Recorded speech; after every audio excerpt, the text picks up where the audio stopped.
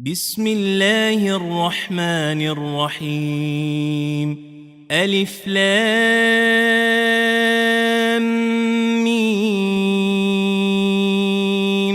ذلك الكتاب لا ريب فيه هدى للمتقين الذين يؤمنون بالغيب ويقيمون الصلاة ومما رزقناهم ينفقون والذين يؤمنون بما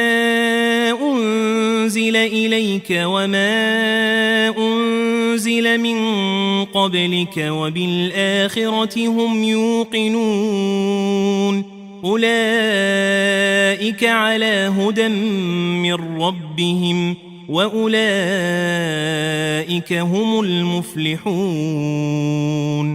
إن الذين كفروا سواء عليهم أأنذرتهم أم لم تنذرهم لا يؤمنون ختم الله على قلوبهم وعلى سمعهم وعلى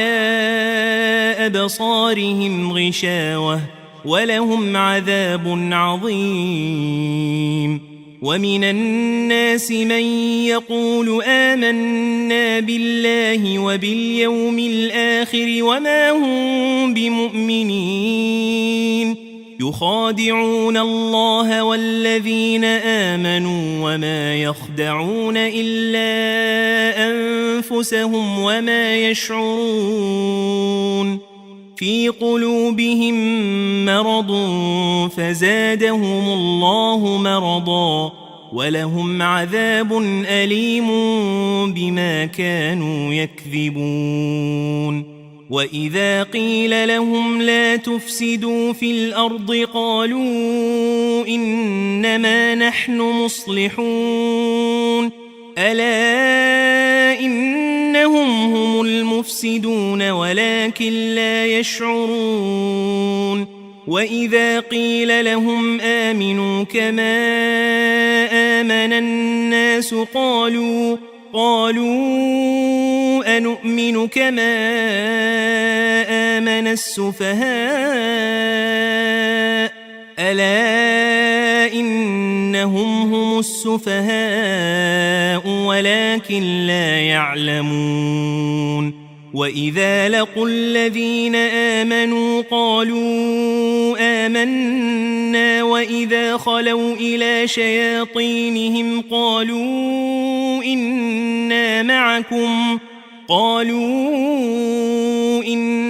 معكم إنما نحن مستهزئون الله يستهزئ بهم ويمدهم في طغيانهم يعمهون أولئك الذين اشتروا الضلالة بالهدى فما ربحت تجارتهم وما كانوا مهتدين مثلهم كمثل الذي استوقد نارا فلما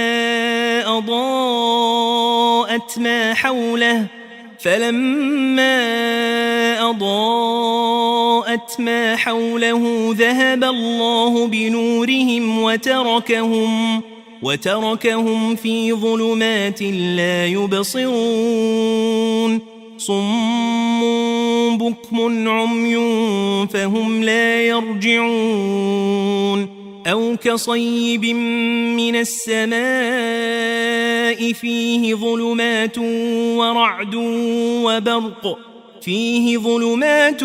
ورعد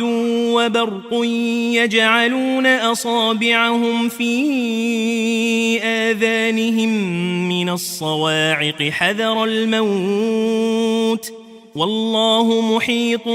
بالكافرين يكاد البرق يخطف أبصارهم كلما أضاء لهم مشوا فيه وإذا أظلم عليهم قاموا ولو شاء الله لذهب بسمعهم وأبصارهم إن الله على كل شيء قدير. يا أيها الناس اعبدوا ربكم الذي خلقكم والذين من قبلكم لعلكم تتقون. الذي جعل لكم الأرض فراشا والسماء بناء وأنزل من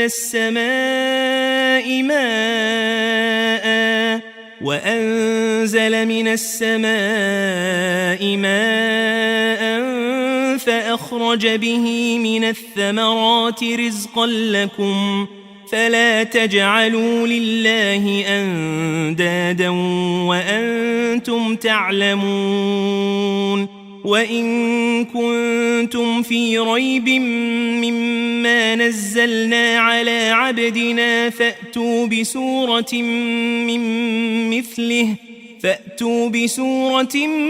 من مثله وادعوا شهداءكم من دون الله إن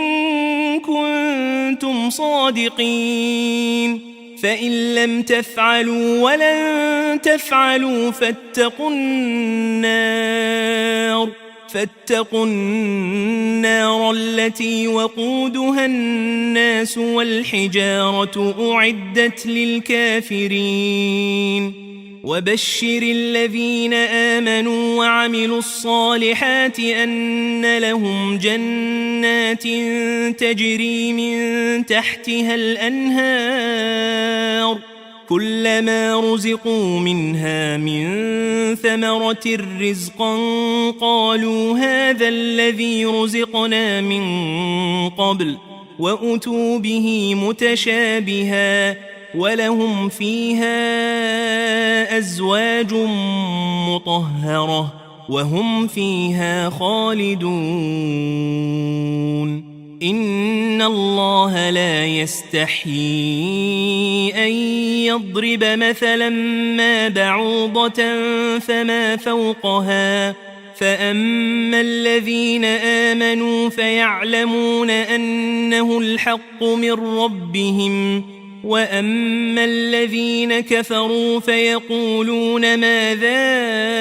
أراد الله بهذا مثلا يضل به كثيرا ويهدي به كثيرا وما يضل به إلا الفاسقين. الذين ينقضون عهد الله من بعد ميثاقه ويقطعون ما أمر الله به أن يوصل ويفسدون في الأرض أولئك هم الخاسرون. كيف تكفرون بالله وكنتم أمواتا فأحياكم ثم يميتكم ثم يحييكم ثم إليه ترجعون. هو الذي خلق لكم ما في الأرض جميعا ثم استوى إلى السماء فسواهن 7 سماوات وهو بكل شيء عليم. وإذ قال ربك للملائكة إني جاعل في الأرض خليفة قالوا أتجعل فيها من يفسد فيها ويسفك الدماء ونحن نسبح بحمدك ونقدس لك قال إني أعلم ما لا تعلمون. وعلم آدم الأسماء كلها ثم عرضهم على الملائكة فقال أنبئوني بأسماء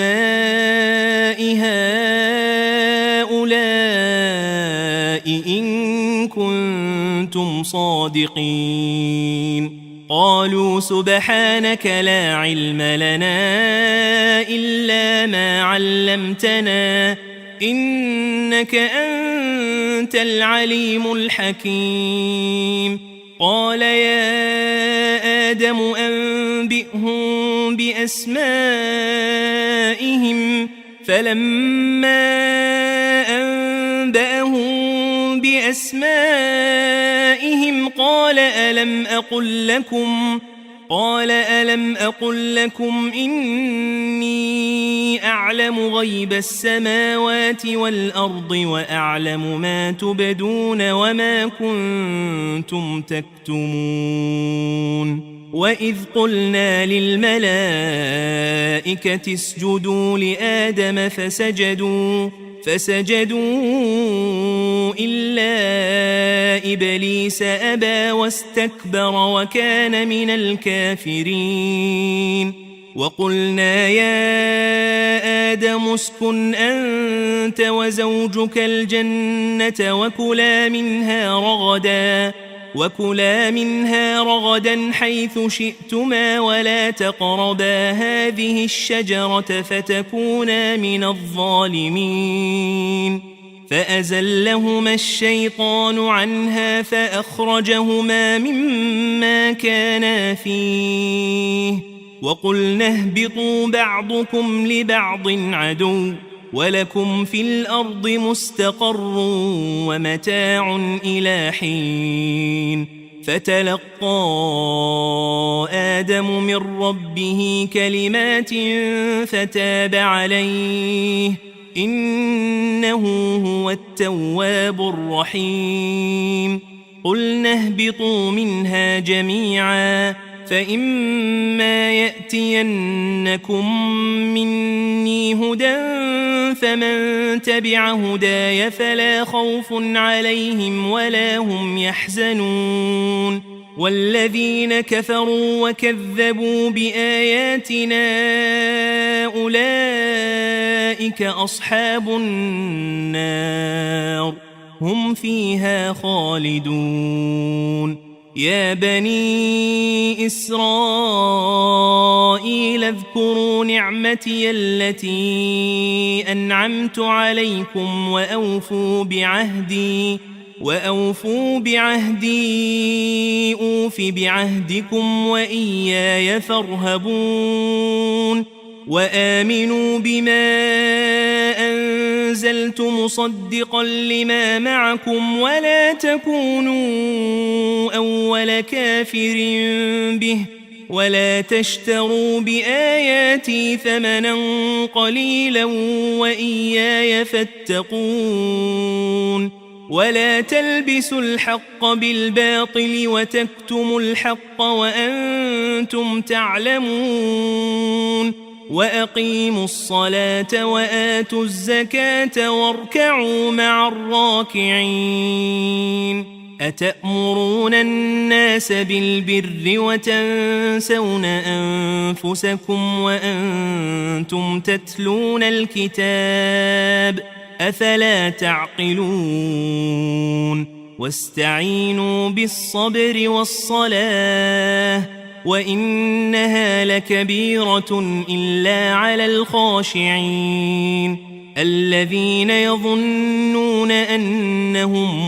ملاقو ربهم وأنهم إليه راجعون يا بني إسرائيل اذكروا نعمتي التي أنعمت عليكم وأني فضلتكم على العالمين واتقوا يوما لا تجزي نفس عن نفس شيئا ولا يقبل منها شفاعة ولا يؤخذ منها عدل ولا هم ينصرون وإذ نجيناكم من آل فرعون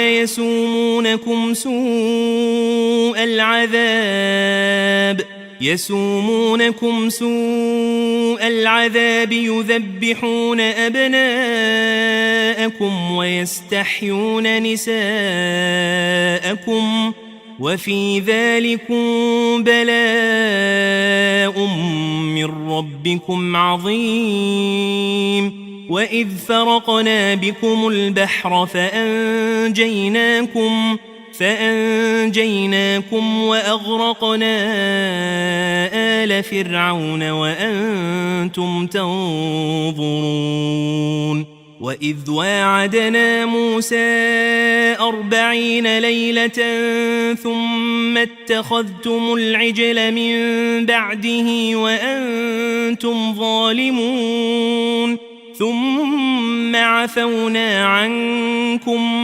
من بعد ذلك لعلكم تشكرون. وإذ آتينا موسى الكتاب والفرقان لعلكم تهتدون. وإذ قال موسى لقومه يا قوم إنكم ظلمتم أنفسكم باتخاذكم العجل فتوبوا إلى بارئكم فاقتلوا أنفسكم ذلكم خير لكم عند بارئكم فتاب عليكم إنه هو التواب الرحيم. وإذ قلتم يا موسى لن نؤمن لك حتى نرى الله جهرة فأخذتكم الصاعقة وأنتم تنظرون. ثم بعثناكم من بعد موتكم لعلكم تشكرون. وظللنا عليكم الغمام وأنزلنا عليكم المن والسلوى كلوا من طيبات ما رزقناكم وما ظلمونا ولكن كانوا أنفسهم يظلمون. وإذ قلنا ادخلوا هذه القرية فكلوا منها حيث شئتم رغدا وادخلوا الباب سجدا وقولوا حطة نغفر لكم خطاياكم وسنزيد المحسنين. فبدل الذين ظلموا قولا غير الذي قيل لهم فأنزلنا على الذين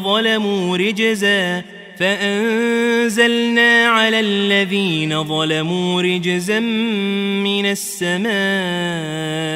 بما كانوا يفسقون. وإذ استسقى موسى لقومه فقلنا اضرب بعصاك الحجر فانفجرت منه 12 عينا قد علم كل أناس مشربهم كلوا واشربوا من رزق الله ولا تعثوا في الأرض مفسدين. وإذ قلتم يا موسى لن نصبر على طعام واحد فادع لنا ربك يخرج لنا مما تنبت الأرض من بقلها وقثائها وفومها وعدسها وبصلها قال أتستبدلون الذي هو أدنى بالذي هو خير اهبطوا مصرا فإن لكم ما سألتم وضربت عليهم الذلة والمسكنة وباءوا بغضب من الله ذلك بأنهم كانوا يكفرون بآيات الله ويقتلون النبيين بغير الحق ذلك بما عصوا وكانوا يعتدون. إن الذين آمنوا والذين هادوا والنصارى والصابئين من آمن بالله واليوم الآخر وعمل صالحا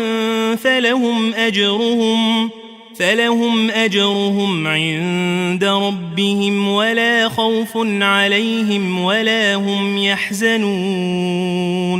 وإذ أخذنا ميثاقكم ورفعنا فوقكم الطور خذوا ما آتيناكم بقوة واذكروا ما فيه لعلكم تتقون ثم توليتم من بعد ذلك فلولا فضل الله عليكم ورحمته لكنتم من الخاسرين ولقد علمتم الذين اعتدوا منكم في السبت فقلنا لهم كونوا قردة خاسئين فجعلناها نكالا لما بين يديها وما خلفها وموعظة للمتقين وإذ قال موسى لقومه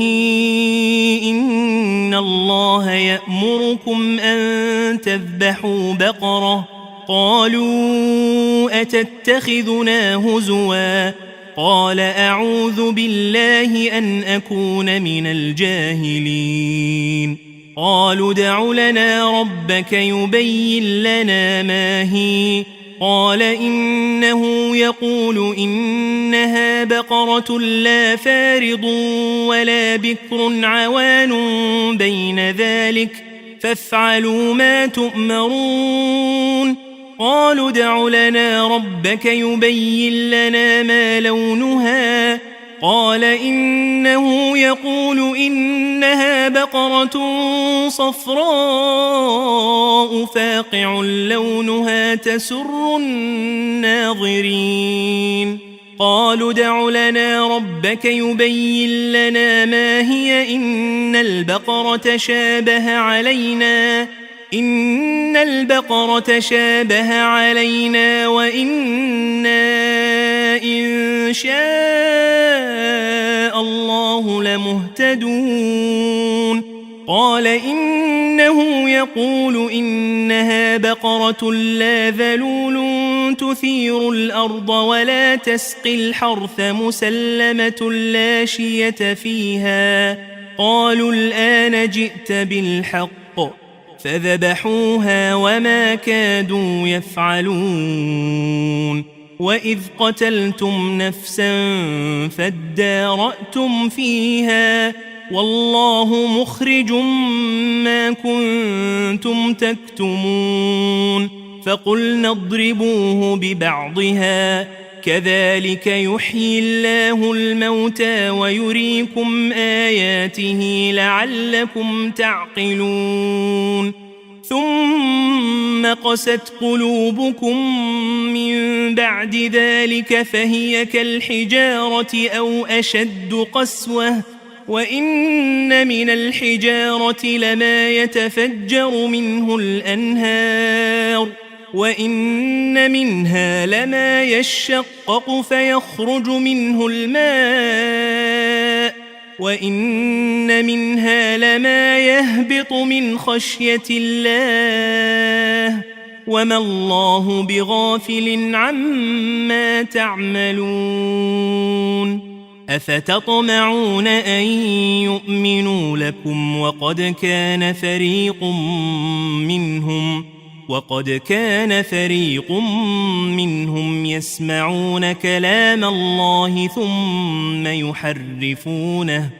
ثم يحرفونه من بعد ما عقلوه وهم يعلمون وإذا لقوا الذين آمنوا قالوا آمنا وإذا خلا بعضهم إلى بعض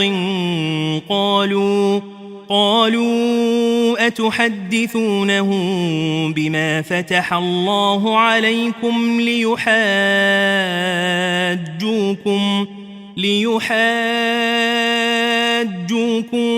به عند ربكم أفلا تعقلون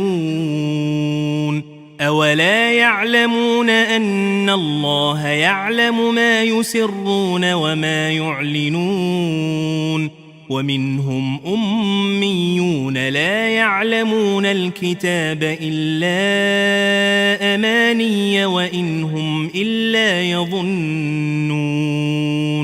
فويل للذين يكتبون الكتاب بأيديهم ثم يقولون هذا من عند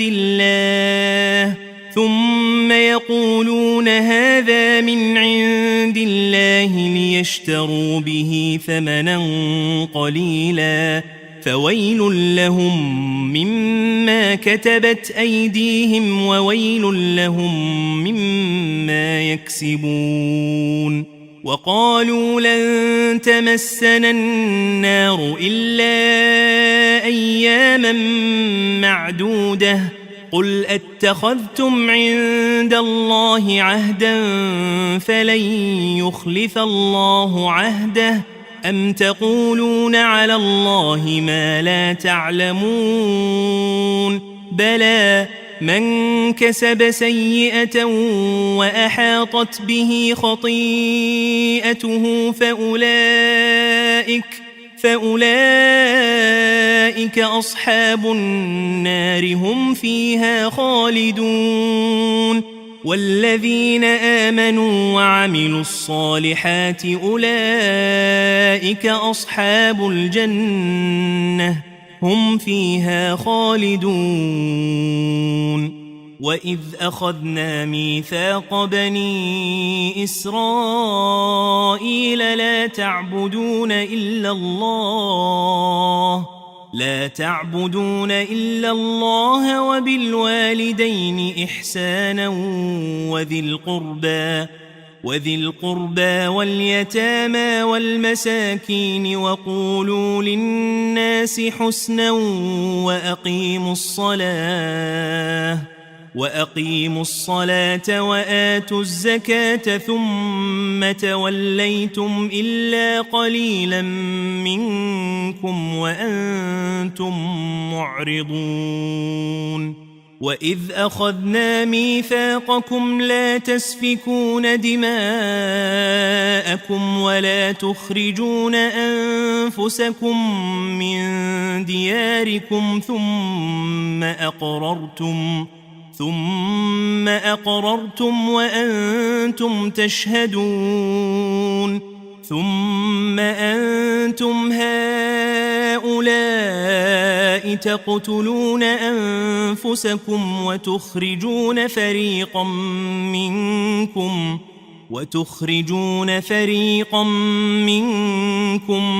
من ديارهم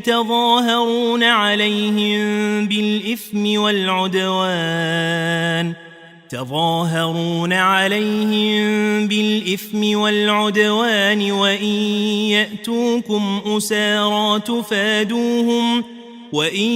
يأتوكم أسارى تفادوهم وهو محرم عليكم إخراجهم أفتؤمنون ببعض الكتاب وتكفرون ببعض فما جزاء من يفعل ذلك منكم إلا خزي في الحياة الدنيا ويوم القيامة يردون إلى أشد العذاب وما الله بغافل عما تعملون أولئك الذين اشتروا الحياة الدنيا بالآخرة فلا يخفف عنهم العذاب ولا هم ينصرون ولقد آتينا موسى الكتاب وقفينا من بعده بالرسل وآتينا عيسى ابن مريم البينات وأيدناه بروح القدس أفكلما جاءكم رسول بما لا تهوى أنفسكم استكبرتم ففريقا كذبتم وفريقا تقتلون وقالوا قلوبنا غلف بل لعنهم الله بكفرهم فقليلا ما يؤمنون ولما جاءهم كتاب من عند الله مصدق لما معهم وكانوا من قبل يستفتحون على الذين كفروا فلما جاءهم ما عرفوا كفروا به فلعنة الله على الكافرين بئس ما اشتروا به أنفسهم أن يكفروا بما أنزل الله بغيا أن ينزل الله من فضله على من يشاء من عباده فباءوا بغضب على غضب وللكافرين عذاب مهين وإذا قيل لهم آمنوا بما أنزل الله قالوا نؤمن بما أنزل علينا ويكفرون بما وراءه وهو الحق مصدقا لما معهم قل فلم تقتلون أنبياء الله من قبل إن كنتم مؤمنين ولقد جاءكم موسى بالبينات ثم اتخذتم العجل من بعده وأنتم ظالمون وإذ أخذنا ميثاقكم ورفعنا فوقكم الطور خذوا ما آتيناكم بقوة واسمعوا قالوا سمعنا وعصينا وأشربوا في قلوبهم العجل بكفرهم قل بئس ما يأمركم به إيمانكم إن كنتم مؤمنين قل إن كانت لكم الدار الآخرة عند الله خالصة من دون الناس فتمنوا الموت إن كنتم صادقين ولن يتمنوه أبدا بما قدمت أيديهم والله عليم بالظالمين ولتجدنهم أحرص الناس على حياة ومن الذين أشركوا يود أحدهم لو يعمر 1000 سنة وما هو بمزحزحه من العذاب أن يعمر والله بصير بما يعملون قل من كان عدوا لجبريل فإنه نزله على قلبك بإذن الله مصدقا لما بين يديه وهدى وبشرى للمؤمنين من كان عدوا لله وملائكته ورسله وجبريل وميكال فإن الله عدو للكافرين ولقد أنزلنا إليك آيات بينات وما يكفر بها إلا الفاسقون أوكلما عاهدوا عهدا نبذه فريق منهم بل أكثرهم لا يؤمنون ولما جاءهم رسول من عند الله مصدق لما معهم نبذ فريق من الذين أوتوا الكتاب كتاب الله وراء ظهورهم كأنهم لا يعلمون واتبعوا ما تتلو الشياطين على ملك سليمان وما كفر سليمان ولكن الشياطين كفروا يعلمون الناس السحر وما أنزل على الملكين ببابل هاروت وماروت وما يعلمان من أحد حتى يقولا إنما نحن فتنة فلا تكفر فيتعلمون منهما ما يفرقون به بين المرء وزوجه وما هم بضارين به من أحد إلا بإذن الله ويتعلمون ما يضرهم ولا ينفعهم ولقد علموا لمن اشتراه ما له في الآخرة من خلاق ولبئس ما شروا به أنفسهم لو كانوا يعلمون ولو أنهم آمنوا واتقوا لمثوبة من عند الله خير لو كانوا يعلمون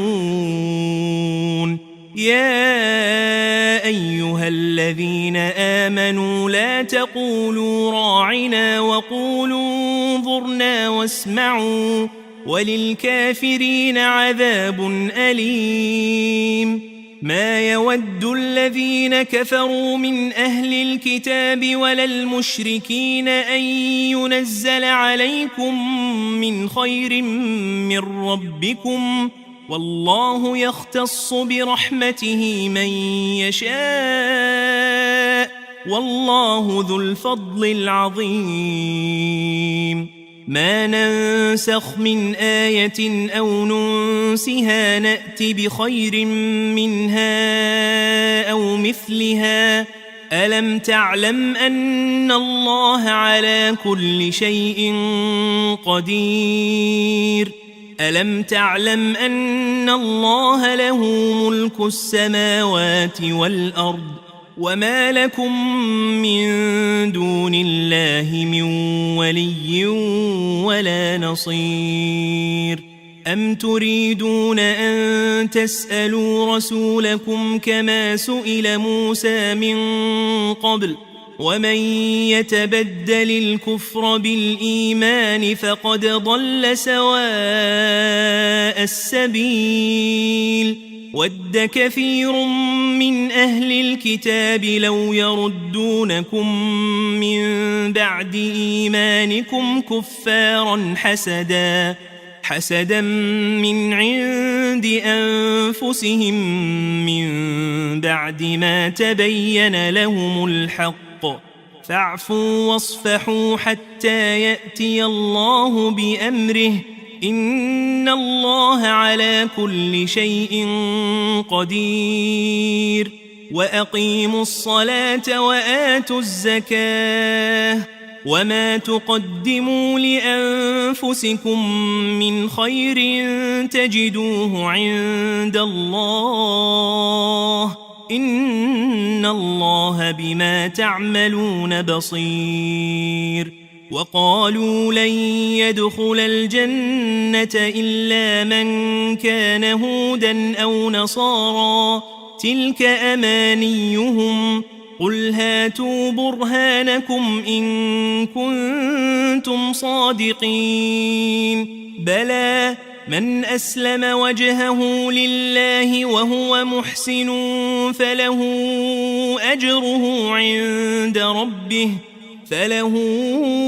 أجره عند ربه ولا خوف عليهم ولا هم يحزنون وقالت اليهود ليست النصارى على شيء وقالت النصارى ليست اليهود على شيء وهم يتلون الكتاب كذلك قال الذين لا يعلمون مثل قولهم فالله يحكم بينهم يوم القيامة فيما كانوا فيه يختلفون ومن أظلم ممن منع مساجد الله أن يذكر فيها اسمه وسعى في خرابها أولئك ما كان لهم أن يدخلوها إلا خائفين لهم في الدنيا خزي ولهم في الآخرة عذاب عظيم ولله المشرق والمغرب فأينما تولوا فثم وجه الله إن الله واسع عليم وقالوا اتخذ الله ولدا سبحانه بل له ما في السماوات والأرض كل له قانتون بديع السماوات والأرض وإذا قضى أمرا فإنما يقول له كن فيكون وقال الذين لا يعلمون لولا يكلمنا الله أو تأتينا آية كذلك قال الذين من قبلهم مثل قولهم تشابهت قلوبهم قد بينا الآيات لقوم يوقنون إنا أرسلناك بالحق بشيرا ونذيرا ولا تسأل عن أصحاب الجحيم ولن ترضى عنك اليهود ولا النصارى حتى تتبع ملتهم قل إن هدى الله هو الهدى ولئن اتبعت أهواءهم بعد الذي جاءك من العلم ما لك من الله من ولي ولا نصير الذين آتيناهم الكتاب يتلونه حق تلاوته أولئك يؤمنون به ومن يكفر به فأولئك هم الخاسرون يا بني إسرائيل اذكروا نعمتي التي أنعمت عليكم وأني فضلتكم على العالمين واتقوا يوما لا تجزي نفس عن نفس شيئا ولا يقبل منها عدل ولا تنفعها شفاعة ولا هم ينصرون وإذ ابتلى إبراهيم ربه بكلمات فأتمهن قال إني جاعلك للناس إماما قال ومن ذريتي قال لا ينال عهد الظالمين وإذ جعلنا البيت مثابة للناس وأمنا واتخذوا من مقام إبراهيم مصلى وعهدنا إلى إبراهيم وإسماعيل أن طهرا بيتي للطائفين والعاكفين والركع السجود وإذ قال إبراهيم رب اجعل هذا بلدا آمنا وارزق أهله من الثمرات من آمن منهم بالله واليوم الآخر قال ومن كفر فأمتعه قليلا ثم أضطره إلى عذاب النار وبئس المصير وإذ يرفع إبراهيم القواعد من البيت وإسماعيل ربنا تقبل منا إنك أنت السميع العليم ربنا وجعلنا مسلمين لك ومن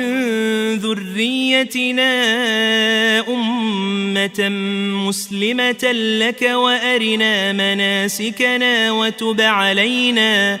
إنك أنت التواب الرحيم ربنا وابعث فيهم رسولا منهم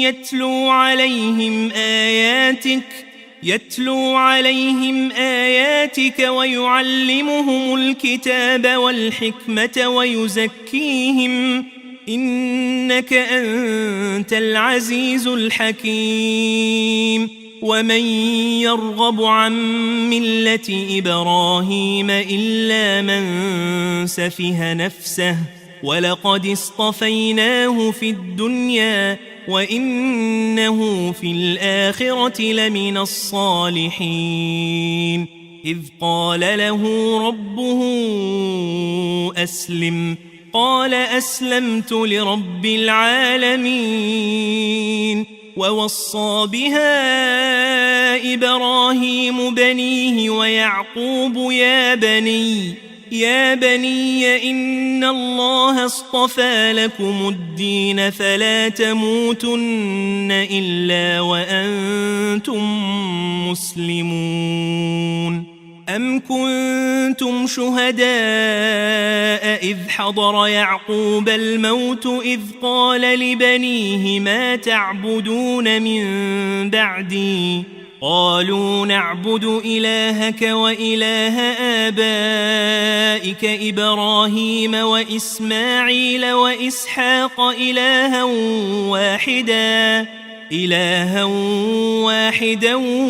ونحن له مسلمون تلك أمة قد خلت لها ما كسبت ولكم ما كسبتم ولا تسألون عما كانوا يعملون وقالوا كونوا هودا أو نصارى تهتدوا قل بل ملة إبراهيم حنيفا وما كان من المشركين قولوا آمنا بالله وما أنزل إلينا وما أنزل إلى إبراهيم وإسماعيل وإسحاق ويعقوب والأسباط وما أوتي موسى وعيسى وما أوتي النبيون من ربهم لا نفرق بين أحد منهم ونحن له مسلمون فإن آمنوا بمثل ما آمنتم به فقد اهتدوا وإن تولوا فإنما هم في شقاق فسيكفيكهم الله وهو السميع العليم صبغة الله ومن أحسن من الله صبغة ونحن له عابدون قل أتحاجوننا في الله وهو ربنا وربكم ولنا أعمالنا ولكم أعمالكم ونحن له مخلصون أم تقولون إن إبراهيم وإسماعيل وإسحاق ويعقوب والأسباط كانوا هودا أو نصارى قل أأنتم أعلم أم الله ومن أظلم ممن كتم شهادة عنده من الله وما الله بغافل عما تعملون تلك أمة قد خلت لها ما كسبت ولكم ما كسبتم ولا تسألون عما كانوا يعملون سيقول السفهاء من الناس ما ولاهم عن قبلتهم التي كانوا عليها قل لله المشرق والمغرب يهدي من يشاء إلى صراط مستقيم وكذلك جعلناكم أمة وسطا لتكونوا شهداء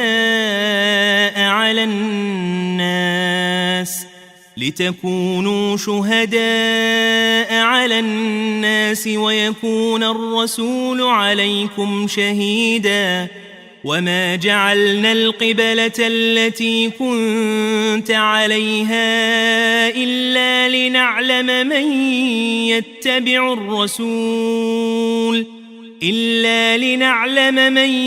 يتبع الرسول ممن ينقلب على عقبيه وإن كانت لكبيرة إلا على الذين هدى الله وما كان الله ليضيع إيمانكم إن الله بالناس لرؤوف رحيم قد نرى تقلب وجهك في السماء فلنولينك قبلة ترضاها فول وجهك شطر المسجد الحرام وحيث ما كنتم فولوا وجوهكم شطره وإن الذين أوتوا الكتاب ليعلمون أنه الحق من ربهم وما الله بغافل عما يعملون ولئن أتيت الذين أوتوا الكتاب بكل آية ما تبعوا قبلتك وما أنت بتابع قبلتهم وما بعضهم بتابع قبلة بعض ولئن اتبعت أهواءهم من بعد ما جاءك من العلم إنك إذا لمن الظالمين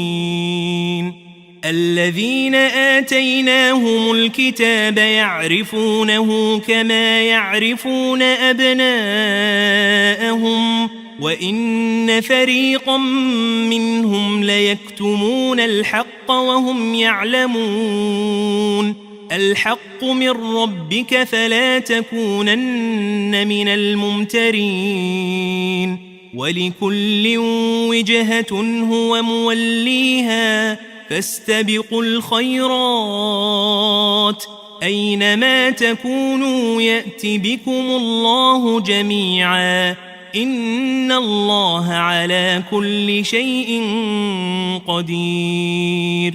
ومن حيث خرجت فول وجهك شطر المسجد الحرام وإنه للحق من ربك وما الله بغافل عما تعملون ومن حيث خرجت فول وجهك شطر المسجد الحرام وحيث ما كنتم فولوا وجوهكم شطره لئلا يكون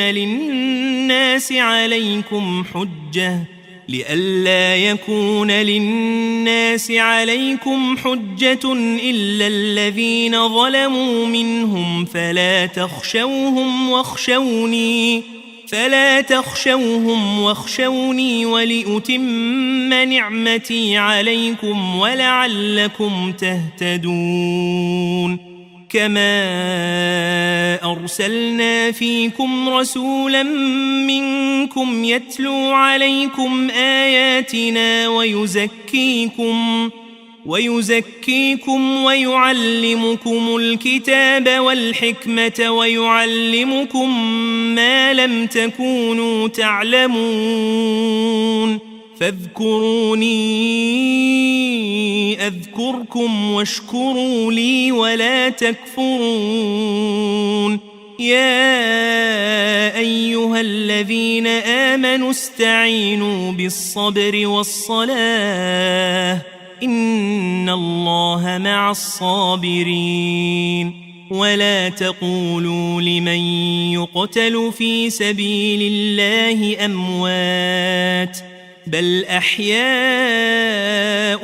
ولكن لا تشعرون ولنبلونكم بشيء من الخوف والجوع ونقص من الأموال والأنفس والثمرات وبشر الصابرين الذين إذا أصابتهم مصيبة قالوا إنا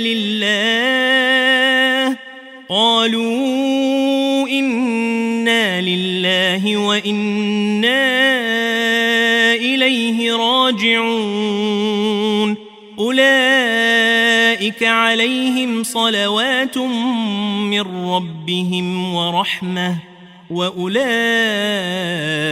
هم المهتدون إن الصفا والمروة من شعائر الله فمن حج البيت أو اعتمر فلا جناح عليه أن يطوف بهما ومن تطوع خيرا فإن الله شاكر عليم إن الذين يكتمون ما أنزلنا من البينات والهدى من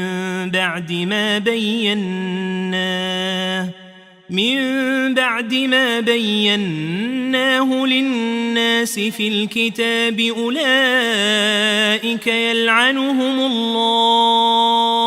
أولئك يلعنهم الله ويلعنهم اللاعنون إلا الذين تابوا وأصلحوا وبينوا فأولئك أتوب عليهم وأنا التواب الرحيم إن الذين كفروا وماتوا وهم كفار أولئك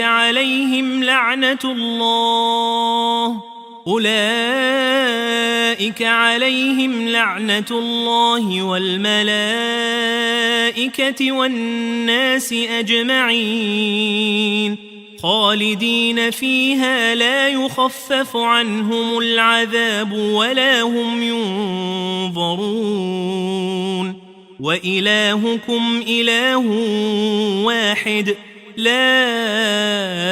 إله إلا هو الرحمن الرحيم إن في خلق السماوات والأرض واختلاف الليل والنهار والفلك التي تجري في البحر بما ينفع الناس وما أنزل الله من السماء من ماء فأحيا به الأرض بعد موتها وبث فيها من كل دابة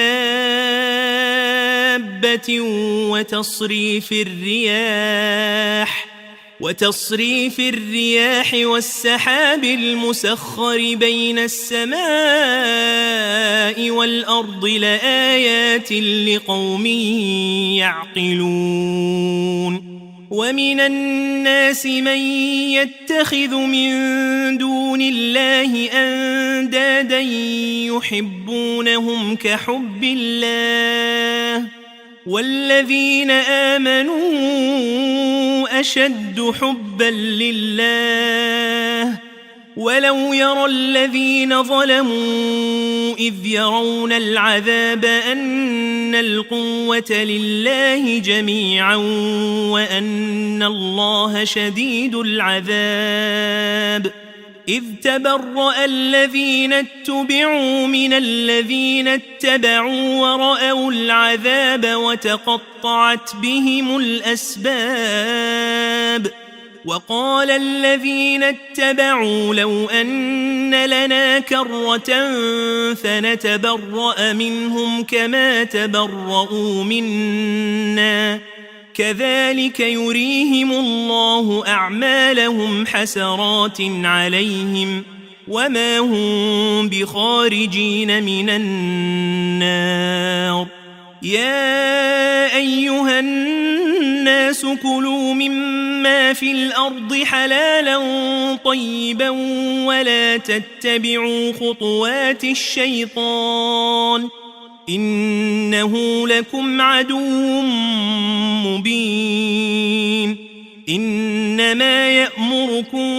بالسوء والفحشاء وأن تقولوا على الله ما لا تعلمون وإذا قيل لهم اتبعوا ما أنزل الله قالوا بل نتبع ما ألفينا عليه آباءنا أولو كان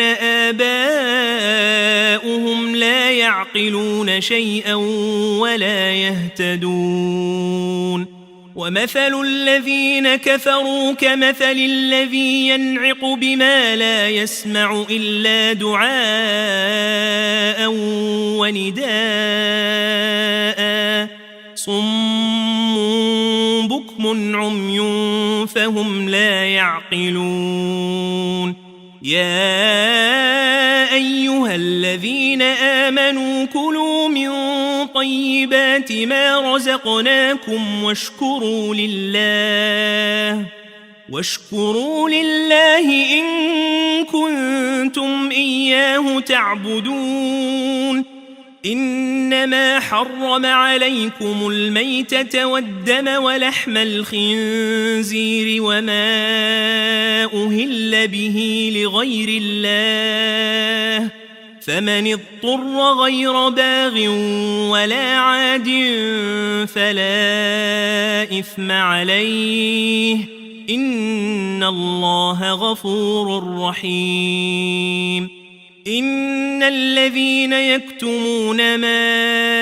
أنزل الله من الكتاب ويشترون به ثمنا قليلا أولئك ما يأكلون في بطونهم إلا النار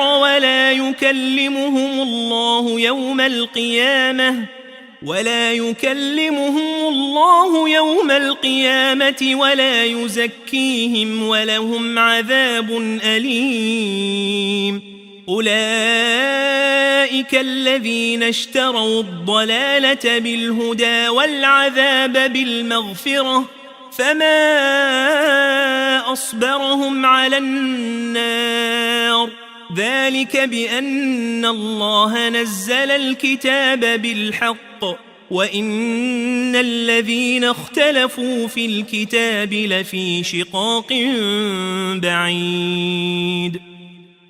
ليس البر أن تولوا وجوهكم قبل المشرق والمغرب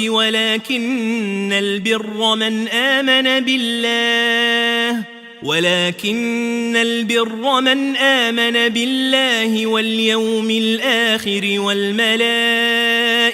والكتاب والنبيين وآتى المال على حبه ذوي القربى واليتامى والمساكين وابن السبيل والسائلين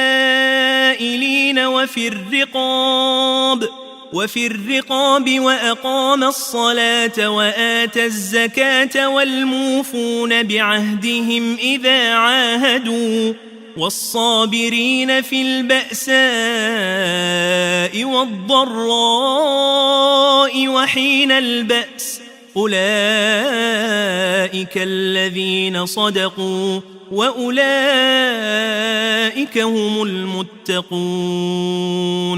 يا أيها الذين آمنوا كتب عليكم القصاص في القتلى الحر بالحر والعبد بالعبد والأنثى بالأنثى، فمن عفي له من أخيه شيء فاتباع بالمعروف وأداء إليه بإحسان، ذلك تخفيف من ربكم ورحمة، فمن اعتدى بعد ذلك فله عذاب أليم. ولكم في القصاص حياة يا أولي الألباب لعلكم تتقون. كتب عليكم إذا حضر أحدكم الموت إن ترك خيرا الوصية للوالدين والأقربين بالمعروف حقا على المتقين، فمن بدله بعدما سمعه فإنما إثمه على الذين يبدلونه، إن الله سميع عليم. فمن خاف من موص جنفا أو إثما فأصلح بينهم فلا إثم عليه، إن الله غفور رحيم. يا أيها الذين آمنوا كتب عليكم الصيام كما كتب على الذين من قبلكم لعلكم تتقون، أياما معدودات، فمن كان منكم مريضا أو على سفر فعدة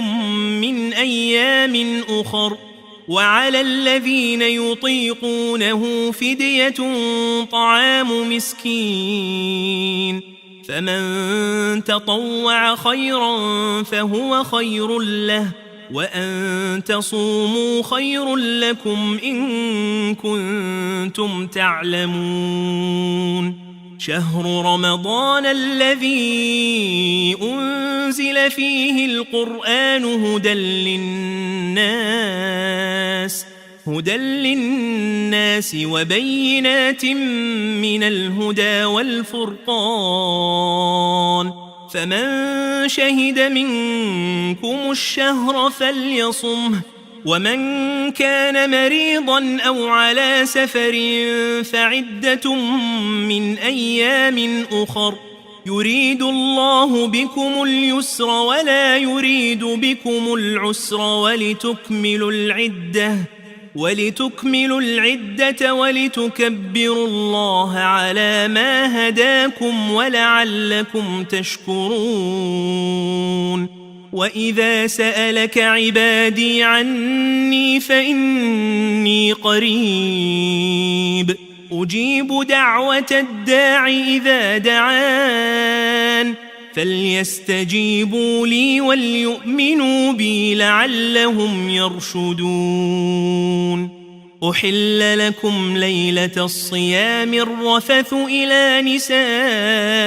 نسائكم هن لباس لكم وأنتم لباس لهن، علم الله أنكم كنتم تختانون أنفسكم فتاب عليكم وعفى عنكم، فالآن باشروهن وابتغوا ما كتب الله لكم، وكلوا واشربوا حتى يتبين لكم الخيط الأبيض من الخيط الأسود من الفجر، ثم أتموا الصيام إلى الليل، ولا تباشروهن وأنتم عاكفون في المساجد، تلك حدود الله فلا تقربوها، كذلك يبين الله آياته للناس لعلهم يتقون. ولا تأكلوا أموالكم بينكم بالباطل وتدلوا بها إلى الحكام وتدلوا بها إلى الحكام لتأكلوا فريقا من أموال الناس بالإثم وأنتم تعلمون يسألونك عن الأهلة قل هي مواقيت للناس والحج وليس البر بأن تأتوا البيوت من ظهورها ولكن البر من اتقى وأتوا البيوت من أبوابها واتقوا الله لعلكم تفلحون وقاتلوا في سبيل الله الذين يقاتلونكم ولا تعتدوا إن الله لا يحب المعتدين واقتلوهم حيث ثقفتموهم وأخرجوهم من حيث أخرجوكم والفتنة أشد من القتل ولا تقاتلوهم عند المسجد الحرام حتى يقاتلوكم فيه فإن قاتلوكم فاقتلوهم كذلك جزاء الكافرين فإن انتهوا فإن الله غفور رحيم وقاتلوهم حتى لا تكون فتنة ويكون الدين لله فإن انتهوا فلا عدوان إلا على الظالمين الشهر الحرام بالشهر الحرام والحرمات قصاص فمن اعتدى عليكم فاعتدوا عليه بمثل ما اعتدى عليكم واتقوا الله واعلموا أن الله مع المتقين وأنفقوا في سبيل الله ولا تلقوا بأيديكم إلى التهلكة وأحسنوا إن الله يحب المحسنين وأتموا الحج والعمرة لله فإن أحصرتم فما استيسر من الهدي ولا تحلقوا رؤوسكم حتى يبلغ الهدي محله فمن كان منكم مريضا أو به أذى من رأسه ففدية من صيام أو صدقة أو نسك فإذا أمنتم فمن تمتع بالعمرة إلى الحج فما استيسر من الهدي فمن لم يجد فصيام 3 أيام في الحج و7 إذا رجعتم تلك 10 كاملة ذلك لمن لم يكن أهله حاضر المسجد الحرام واتقوا الله واعلموا أن الله شديد العقاب الحج أشهر معلومات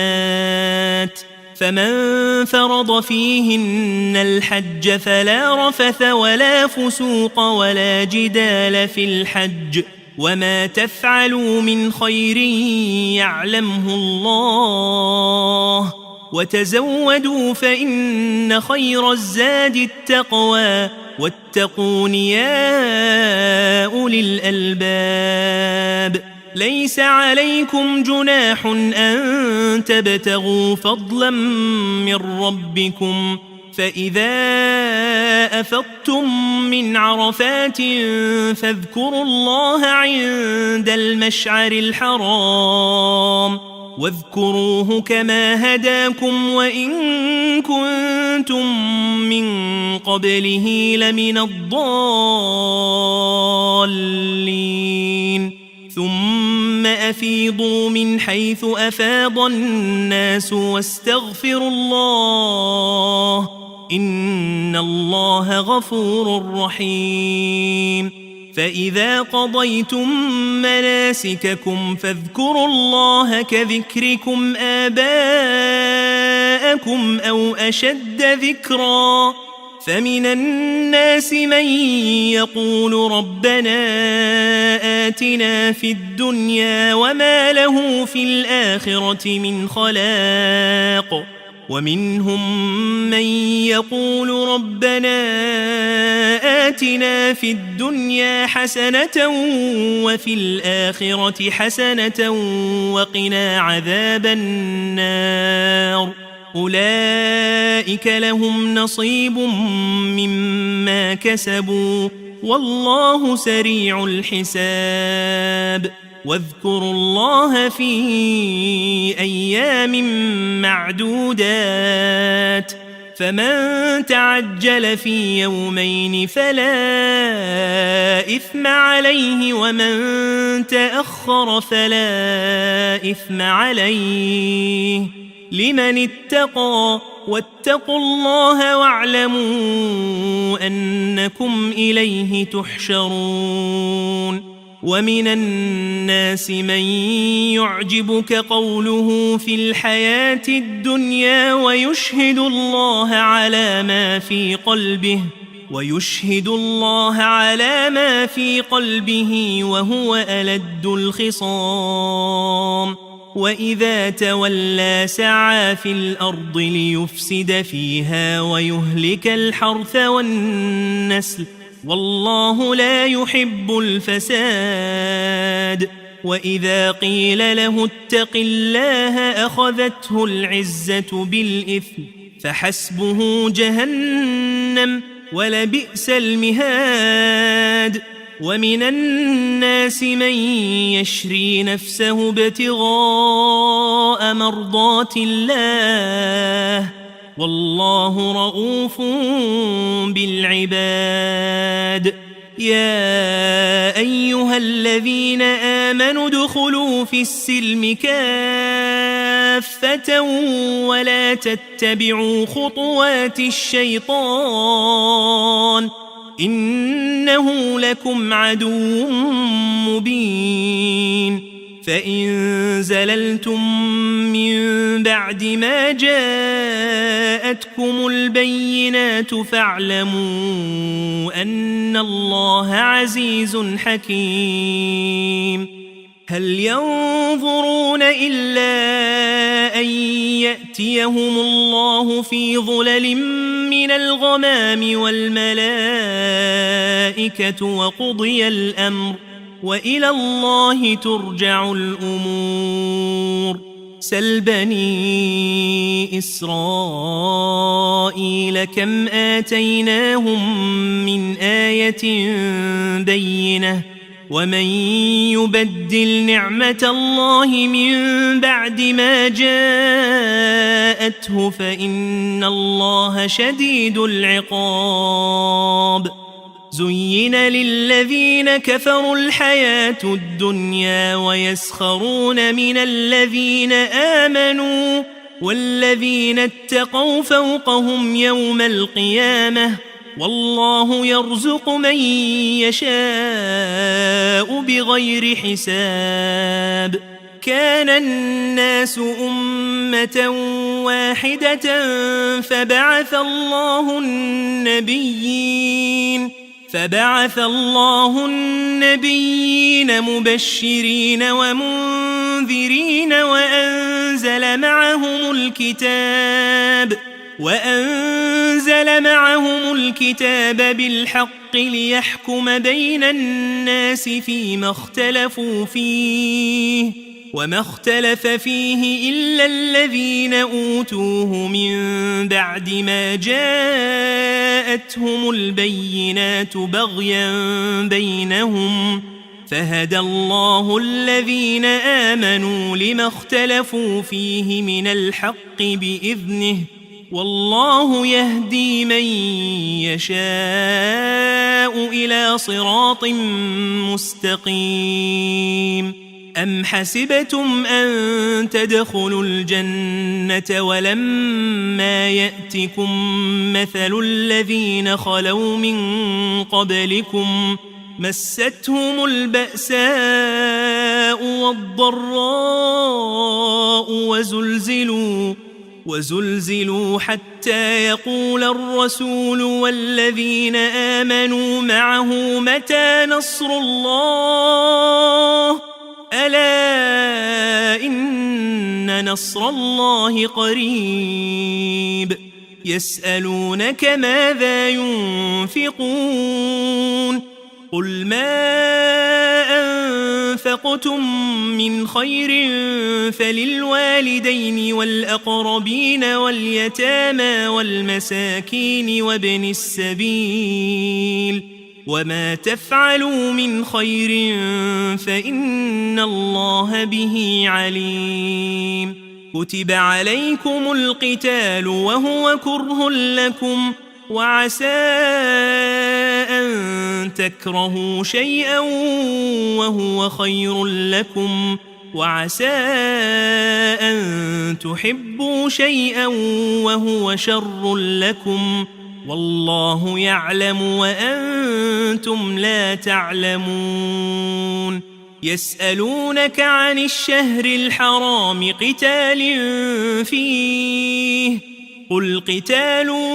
فيه كبير وصد عن سبيل الله وكفر به والمسجد الحرام وإخراج أهله منه أكبر عند الله والفتنة أكبر من القتل ولا يزالون يقاتلونكم حتى يردوكم عن دينكم إن استطاعوا ومن يرتدد منكم عن دينه فيمت وهو كافر فأولئك حبطت أعمالهم في الدنيا والآخرة وأولئك أصحاب النار هم فيها خالدون إن الذين آمنوا والذين هاجروا وجاهدوا في سبيل الله أولئك يرجون رحمة الله والله غفور رحيم يسألونك عن الخمر والميسر قل فيهما إثم كبير ومنافع للناس وإثمهما أكبر من نفعهما ويسألونك ماذا ينفقون قل العفو كذلك يبين الله لكم الآيات لعلكم تتفكرون في الدنيا والآخرة ويسألونك عن اليتامى قل إصلاح لهم خير وإن تخالطوهم فإخوانكم والله يعلم المفسد من المصلح ولو شاء الله لأعنتكم إن الله عزيز حكيم ولا تنكحوا المشركات حتى يؤمن ولأمة مؤمنة خير من مشركة ولو أعجبتكم ولا تنكحوا المشركين حتى يؤمنوا ولعبد مؤمن خير من مشرك ولو أعجبكم أولئك يدعون إلى النار والله يدعو إلى الجنة والمغفرة بإذنه ويبين آياته للناس لعلهم يتذكرون ويسألونك عن المحيض قل هو أذى فاعتزلوا النساء في المحيض ولا تقربوهن حتى يطهرن فإذا تطهرن فأتوهن من حيث أمركم الله إن الله يحب التوابين ويحب المتطهرين نساؤكم حرث لكم فأتوا حرثكم أنى شئتم وقدموا لأنفسكم واتقوا الله واعلموا أنكم ملاقوه وبشر المؤمنين ولا تجعلوا الله عرضة لأيمانكم أن تبروا وتتقوا وتصلحوا بين الناس والله سميع عليم لا يؤاخذكم الله باللغو في أيمانكم ولكن يؤاخذكم بما كسبت قلوبكم والله غفور حليم للذين يؤلون من نسائهم تربص 4 أشهر فإن فاءوا فإن الله غفور رحيم وإن عزموا الطلاق فإن الله سميع عليم والمطلقات يتربصن بأنفسهن 3 قروء ولا يحل لهن أن يكتمن ما خلق الله في أرحامهن إن كن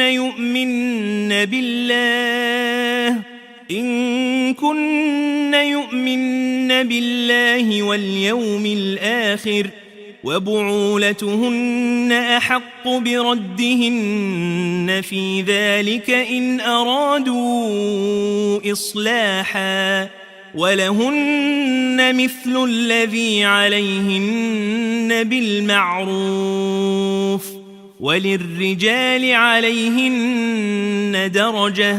والله عزيز حكيم الطلاق 2 فإمساك بمعروف أو تسريح بإحسان ولا يحل لكم أن تأخذوا مما آتيتموهن شيئا إلا أن يخافا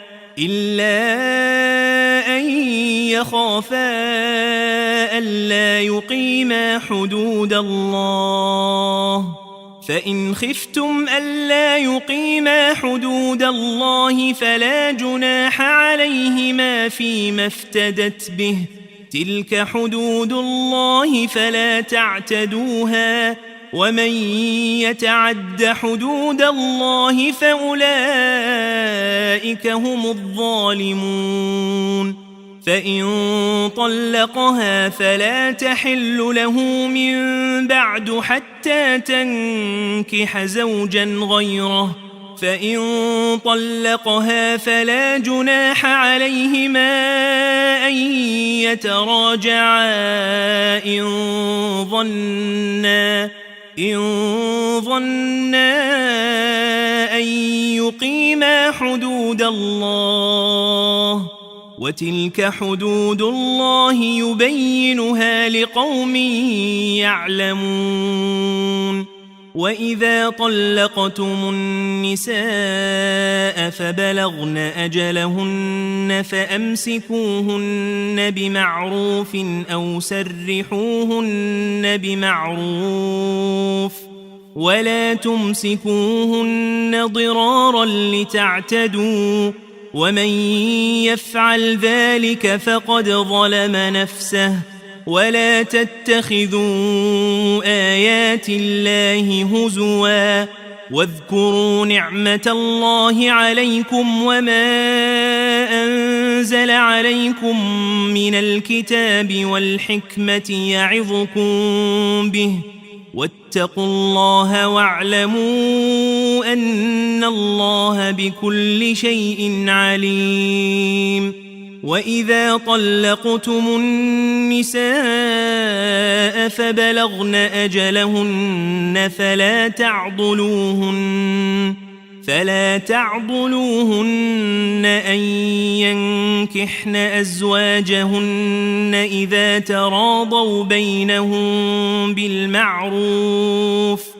ذلك يوعظ به من كان منكم يؤمن بالله واليوم الآخر ذلكم أزكى لكم وأطهر والله يعلم وأنتم لا تعلمون والوالدات يرضعن أولادهن حولين كاملين لمن أراد أن يتم الرضاعة وعلى المولود له رزقهن وكسوتهن بالمعروف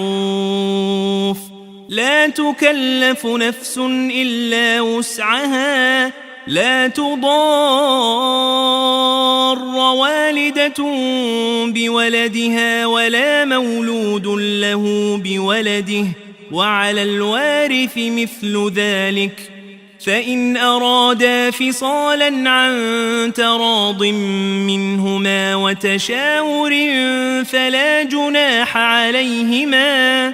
وإن أردتم أن تسترضعوا أولادكم فلا جناح عليكم إذا سلمتم ما آتيتم بالمعروف واتقوا الله واعلموا أن الله بما تعملون بصير والذين يتوفون منكم ويذرون أزواجا يتربصن بأنفسهن 4 أشهر وعشرا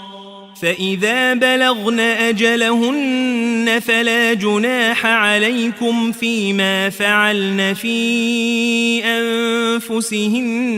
بالمعروف والله بما تعملون خبير ولا جناح عليكم فيما عرضتم به من خطبة النساء أو أكننتم في أنفسكم علم الله أنكم ستذكرونهن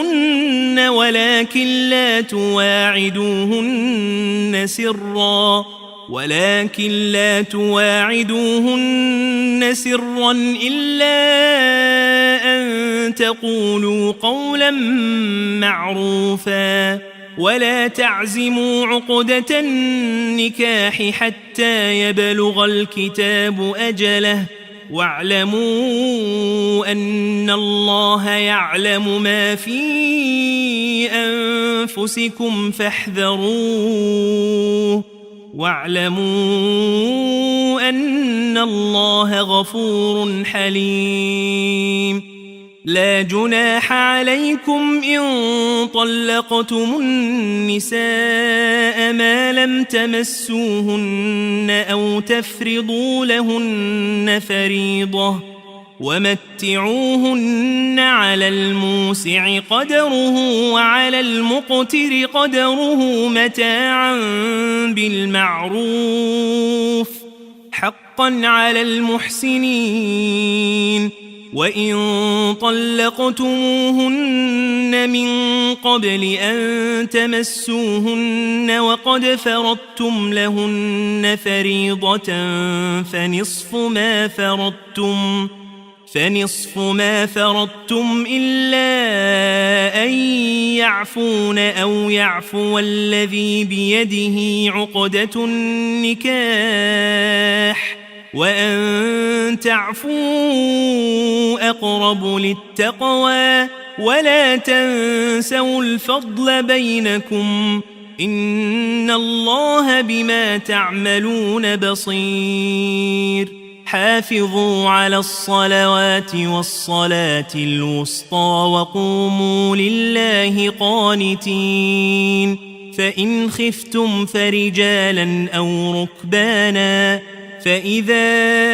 أمنتم فاذكروا الله كما علمكم ما لم تكونوا تعلمون والذين يتوفون منكم ويذرون أزواجا وصية وصية لأزواجهم متاعا إلى الحول غير إخراج، فإن خرجن فلا جناح عليكم فيما فعلن في أنفسهن من معروف، والله عزيز حكيم. وللمطلقات متاع بالمعروف حقا على المتقين، كذلك يبين الله لكم آياته لعلكم تعقلون. ألم تر إلى الذين خرجوا من ديارهم وهم ألوف حذر الموت فقال لهم الله موتوا ثم أحياهم، إن الله لذو فضل على الناس ولكن أكثر الناس لا يشكرون. وقاتلوا في سبيل الله واعلموا أن الله سميع عليم. من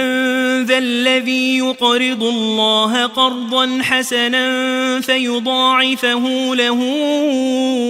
أضعافا كثيرة، والله يقبض ويبسط وإليه ترجعون.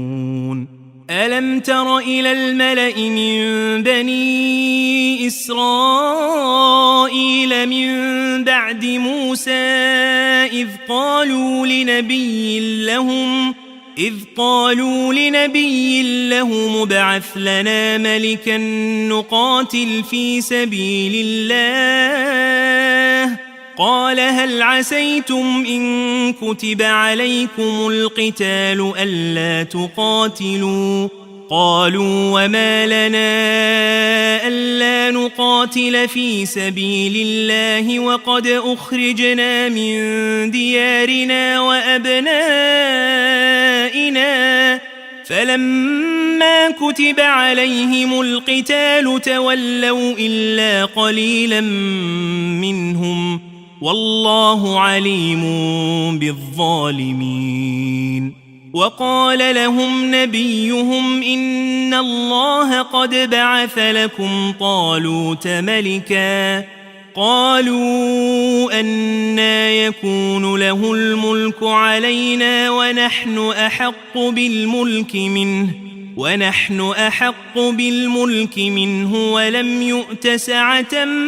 من المال، قال إن الله اصطفاه عليكم وزاده بسطة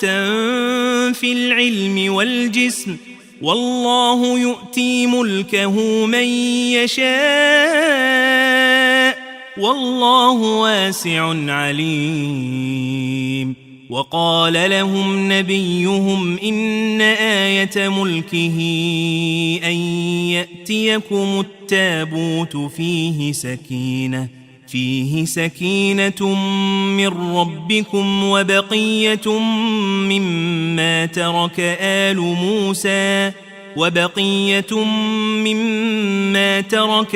موسى وآل هارون تحمله الملائكة، إن في ذلك لآية لكم إن كنتم مؤمنين. فلما فصل طالوت بالجنود قال إن الله مبتليكم بنهر فمن شرب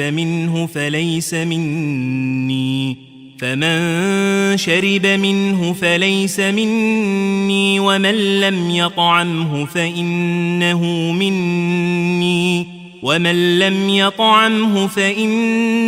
مني إلا من اغترف غرفة بيده، فشربوا منه إلا قليلا منهم، فلما جاوزه هو والذين آمنوا معه قالوا لا طاقة لنا اليوم بجالوت وجنوده، قال الذين يظنون أنهم ملاقوا الله كم من فئة قليلة غلبت فئة كثيرة بإذن الله والله مع الصابرين. ولما برزوا لجالوت وجنوده قالوا ربنا أفرغ علينا صبرا وثبت أقدامنا وانصرنا على القوم الكافرين. فهزموهم بإذن الله وقتل داود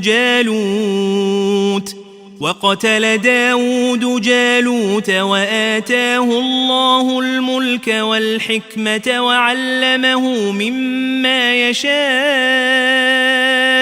ولولا دفع الله الناس بعضهم ببعض لفسدت الأرض ولكن الله ذو فضل على العالمين. تلك آيات الله نتلوها عليك بالحق وإنك لمن المرسلين. تلك الرسل فضلنا بعضهم على بعض منهم من كلم الله ورفع بعضهم درجات وآتينا عيسى ابن مريم البينات وأيدناه بروح القدس. ولو شاء الله ما اقتتل الذين من بعدهم من بعد ما جاءتهم البينات ولكن اختلفوا فمنهم من آمن ومنهم من كفر. ولو شاء الله ما اقتتلوا ولكن الله يفعل ما يريد. يا أيها الذين آمنوا أنفقوا مما رزقناكم من قبل أن يأتي يوم لا بيع فيه ولا خلة ولا شفاعة والكافرون هم الظالمون.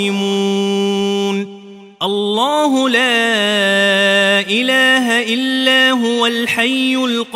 القيوم لا تأخذه سنة ولا نوم له ما في السماوات وما في الأرض. من ذا الذي يشفع عنده إلا بإذنه يعلم ما بين أيديهم وما خلفهم ولا يحيطون بشيء من علمه إلا بما شاء وسع كرسيه السماوات والأرض ولا يؤوده حفظهما وهو العلي العظيم. لا إكراه في الدين قد تبين الرشد من الغي فمن يكفر بالطاغوت ويؤمن بالله فقد استمسك بالعروة الوثقى لا انفصام لها والله سميع عليم. الله ولي الذين آمنوا يخرجهم من الظلمات إلى النور والذين كفروا أولياؤهم الطاغوت يخرجونهم من النور إلى الظلمات أولئك أصحاب النار هم فيها خالدون. ألم تر إلى الذي حاج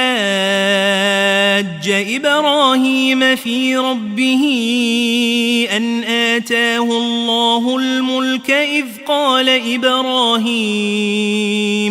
إذ قال إبراهيم ربي الذي يحيي ويميت قال أنا أحيي وأميت قال إبراهيم فإن الله يأتي بالشمس من المشرق فأت بها من المغرب فبهت الذي كفر والله لا يهدي القوم الظالمين أو كالذي مر على قرية وهي خاوية على عروشها قال أنى يحيي هذه الله بعد موتها فأماته الله 100 عام ثم بعثه قال كم لبثت قال لبثت يوما أو بعض يوم قال بل لبثت 100 عام فانظر إلى طعامك وشرابك لم يتسنه وانظر إلى حمارك ولنجعلك آية للناس وانظر إلى العظام كيف ننشزها ثم نكسوها لحما فلما تبين له قال أعلم أن الله على كل شيء قدير وإذ قال إبراهيم رب أرني كيف تحيي الموتى قال أولم تؤمن قال بلى ولكن ليطمئن قلبي قال فخذ 4 من الطير فصرهن إليك ثم اجعل على كل جبل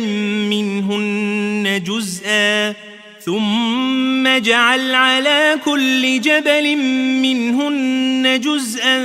ثم ادعهن يأتينك سعيا واعلم أن الله عزيز حكيم مثل الذين ينفقون أموالهم في سبيل الله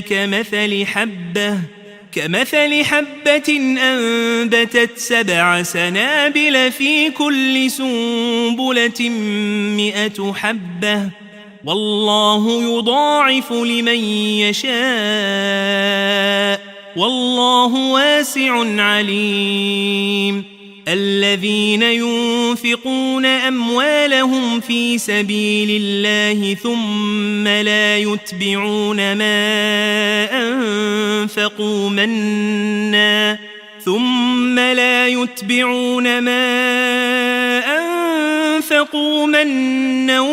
ولا أذى لهم أجرهم عند ربهم ولا خوف عليهم ولا هم يحزنون قول معروف ومغفرة خير من صدقة يتبعها أذى والله غني حليم يا أيها الذين آمنوا لا تبطلوا صدقاتكم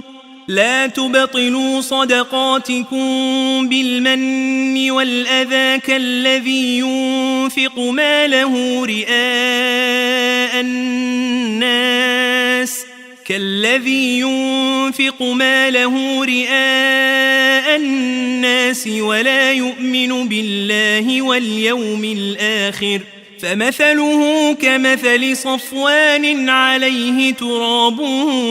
فأصابه وابل فتركه صلدا لا يقدرون على شيء مما كسبوا والله لا يهدي القوم الكافرين ومثل الذين ينفقون أموالهم ابتغاء مرضات الله وتثبيتا من أنفسهم كمثل جنة بربوة أصابها وابل فآتت أكلها ضعفين فإن لم يصبها وابل فطل والله بما تعملون بصير أيود أحدكم أن تكون له جنة من نخيل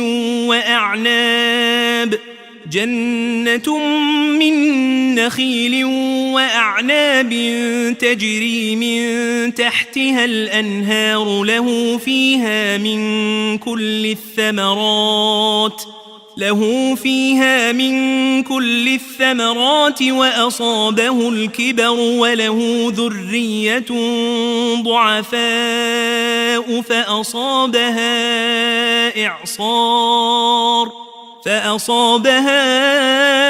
إعصار فيه نار فاحترقت كذلك يبين الله لكم الآيات لعلكم تتفكرون يا أيها الذين آمنوا أنفقوا من طيبات ما كسبتم ومما أخرجنا لكم من الأرض ولا تيمموا الخبيث منه تنفقون ولستم بآخذيه إلا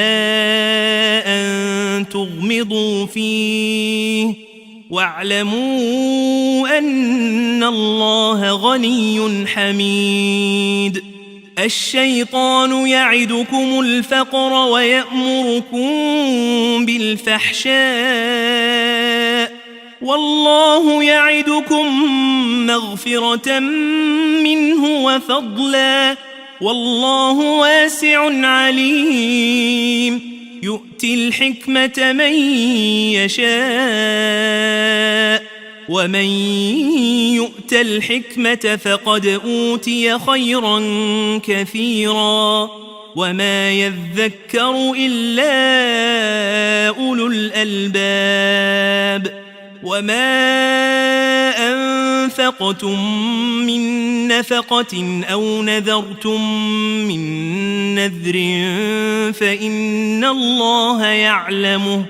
وما للظالمين من أنصار إن تبدوا الصدقات فنعما هي وإن تخفوها وتؤتوها الفقراء فهو خير لكم ويكفر عنكم من سيئاتكم والله بما تعملون خبير ليس عليك هداهم ولكن الله يهدي من يشاء وما تنفقوا من خير فلأنفسكم وما تنفقون إلا ابتغاء وجه الله وما تنفقوا من خير يوفى إليكم وأنتم لا تظلمون للفقراء الذين أحصروا في سبيل الله لا يستطيعون ضربا في الأرض يحسبهم الجاهل أغنياء من التعفف تعرفهم بسيماهم لا يسألون الناس إلحافا وما تنفقوا من خير فإن الله به عليم الذين ينفقون أموالهم بالليل والنهار سرا وعلانية فلهم أجرهم عند ربهم ولا خوف عليهم ولا هم يحزنون الذين يأكلون الربا لا يقومون إلا كما يقوم الذي يتخبطه الشيطان من المس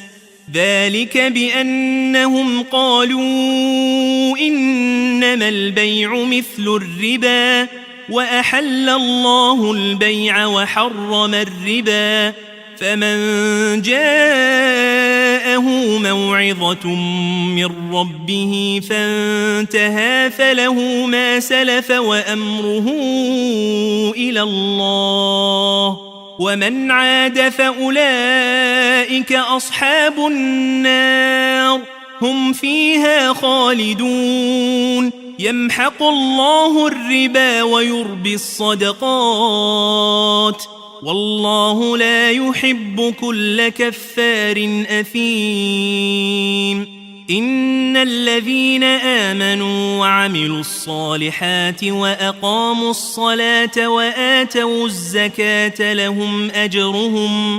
لهم أجرهم عند ربهم ولا خوف عليهم ولا هم يحزنون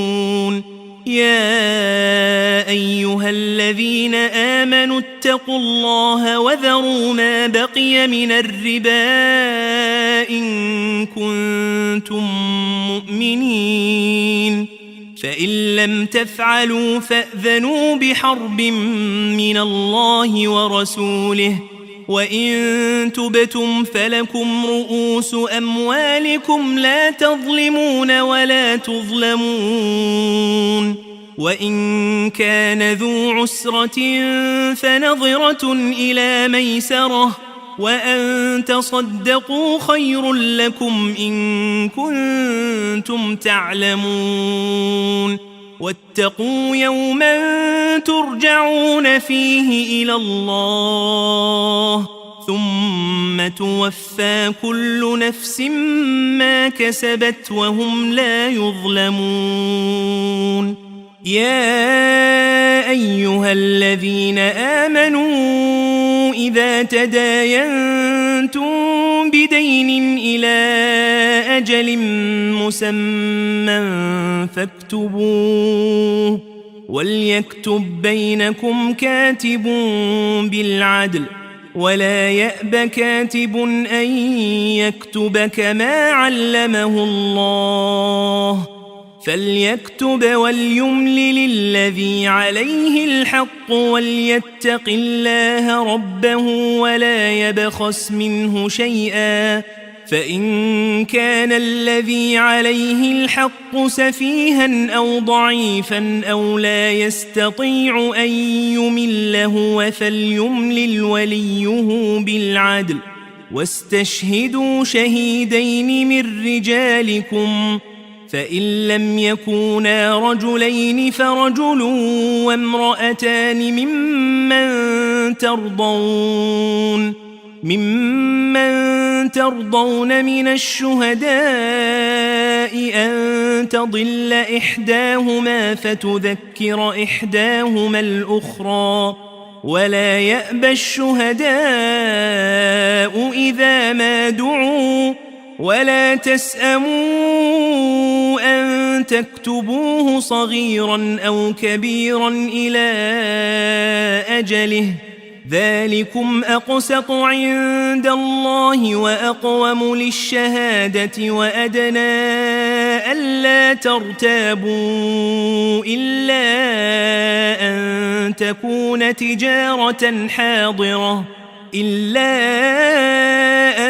تكون تجارة حاضرة